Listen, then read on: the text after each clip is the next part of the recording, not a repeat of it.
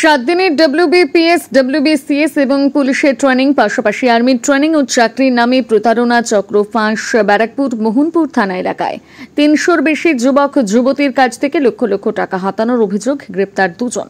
7 দিনের পুলিশ এবং আর্মির ট্রেনিং এর নাম করে প্রত্যেকের কাছ থেকে হাজার হাজার টাকা হারিয়ে প্রতারণা প্রায় 500 জন যুবক যুবতীকে। গতকাল গভীর রাত থেকে এই ঘটনা ঘটায় চিন্তিত এলাকার বাসিন্দারা। ঘটনাটি ঘটেছে ব্যারাকপুরের শিউলি এলাকার মোহনপুর থানার অন্তর্গত। তবে এই ঘটনায় আতঙ্কিত এলাকাবাসী। স্থানীয় বাসিন্দারা জানাচ্ছেন, হঠাৎ এলাকার বাসিন্দাদের কাছ থেকে বেশি বেশি টাকা দিয়ে ঘর ভাড়া নেবার অফার দিচ্ছিল। এরপর ক্লাবের মাঠ পরিষ্কার করে দিয়েছে, কিন্তু এই রকমের ফেক এডুকেশন সেন্টার চলছিল তা বোঝা যায়নি। তবে এই নিয়ে আতঙ্কে মুখ খুলতে নারাজ ভুক্তভোগী শিক্ষার্থীরা। তারা ক্যামেরার সামনে মুখে কুলু পেটেছে। তবে এই ঘটনায় গ্রেপ্তার 2 জন। এদের নাম গোপাল দাস এবং নির্মল মাইতি। মোহনপুর থানার পুলিশ এদেরকে জিজ্ঞাসাবাদ চালাচ্ছে। স্থানীয় শিউলি পঞ্চায়েত প্রধান জানাচ্ছেন, পুলিশ প্রতারকদের বিরুদ্ধে ব্যবস্থা নিচ্ছেন। ওনারা তো কিছু বুঝতে পারছি না এখন নতুন করে কিছু। এরা কতদিন ধরে আসতো? না, এই তো আমি দেখি 1 সপ্তাহের মধ্যে সব পরিষ্কার হয়েছে। তারপরে ছেলে মেয়েরা এসছে, এখন কি জানি না, এখন কিসের ভর্তি টর্তি স্কুলের ব্যাপার কি জানি না।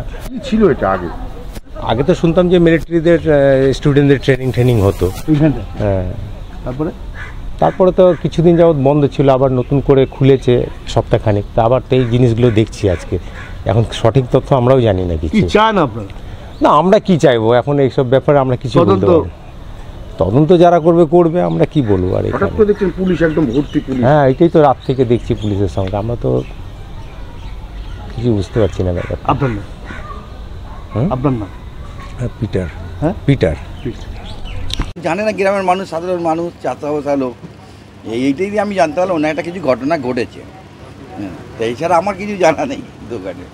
এরকম একটা পঞ্চায়েতে আপনার অঞ্চলের ভেতরে এরকম একটা চিটিং বা মানে একটা ফ্রড এডুকেশন সেন্টার, সেখানে বাইরের প্রচুর ছেলে মেয়ে তারাই আসছে, এসে ট্রেনিং নিচ্ছে, টাকা দিচ্ছে, কি মানে কি বলবেন? ধরুন এগুলো তো ধরুন বাইরে বিভিন্ন ইন্দ্রিয় দিয়ে আসছে, এগুলো অনেক বেরোবে অনেক জায়গায়। মানে আমরা তো এগুলো নেই, আমাদের কোনো পারমিশন লাগে না, কিছু লাগে না। এটা তো প্রশাসনের ব্যাপার, প্রশাসন এগুলো দেখবে।